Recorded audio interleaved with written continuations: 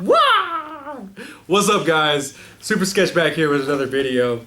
I just filmed the application process for Glyptal, the controversial paint, and if it should be used on our engines. And what I didn't show you was the preparation. People will tell you, every auto buddy guy will tell you that preparation is 90% and painting is 10%. It's how the surface you start with is, well, the nicer the surface you start with, the better it's going to come out to be.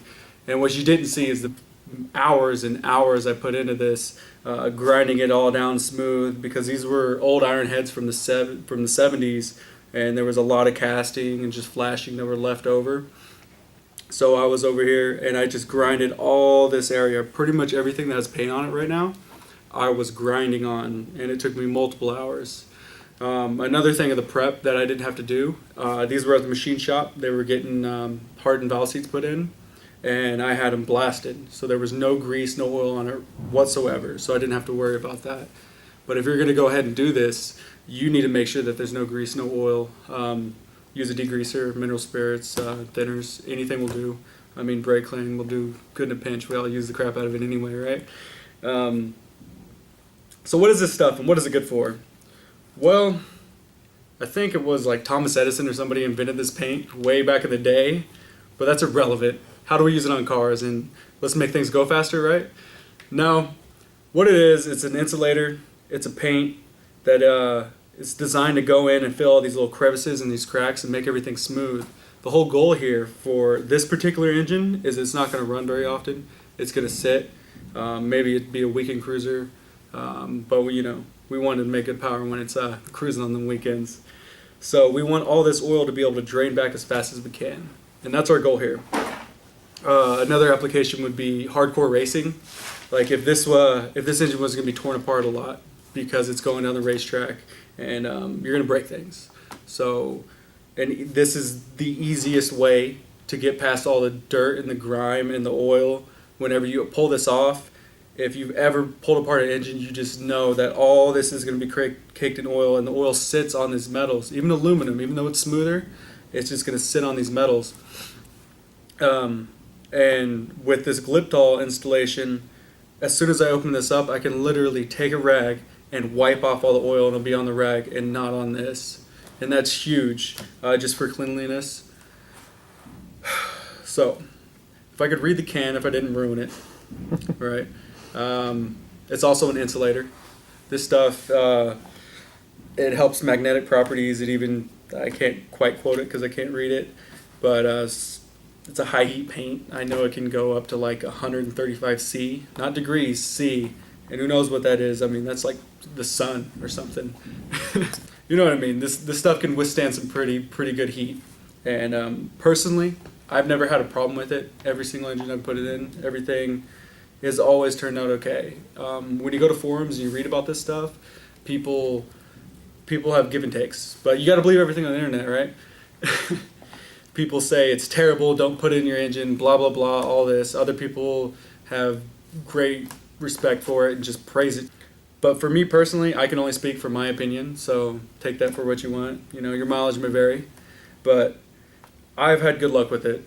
I have never had it peel off or do anything. But I also do the correct steps in regards to applying it. All the grinding and stuff is just to help it. Because by the end, this is supposed to be completely smooth, filling all those gaps, all those little crevices and craters that you got in the metal. And so smoothing it out allows me to put less paint. I always keep it as clean as I can. Any oil or grease with paint in general, even your body paint, if you go around touching the paint before you spray, your paint's going to fill up. Paint doesn't stick to grease, neither will this. I mean, it's magic, and this thing seems like it sticks to everything, and it's so easy to put on. I mean, when I paint it on, you see my brush strokes, and it just smooths itself out without me having to do anything. When I rated it on the video, I said it was 4 out of 5 bananas on the difficulty scale. And that's because of all the preparation that went in front of it. And I wish that I would have recorded all the preparation so you guys could actually see what goes into it. but unfortunately, you're just going to take my word that it is a pain. But for me, the reward, it's beautiful, it's gorgeous. I don't have to worry about the oil. Customers are happy, you know. I wouldn't put it in my engine, and I for damn sure wouldn't put it in a customer's engine if I couldn't stand by it, and I do. What else do I have to say about this stuff? It only comes in this crappy red color. And another thing is this isn't something like you pop your hood and you see it and you show it off, or it's your rims, or you're stanced out or anything like that. This is something that nobody sees, but it's there, and maybe it's giving you a benefit just minutely, helping your oil flow. Maybe it's not. Maybe it's just there. But for me, I wanted to try it. I really liked it.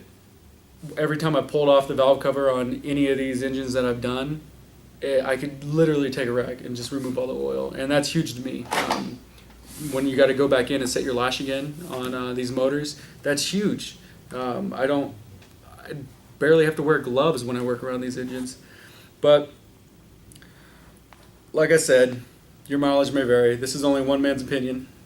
But for me, I approve. I approve of Glyptal. I enjoy it. It seems to work out really good. So, super sketch approved.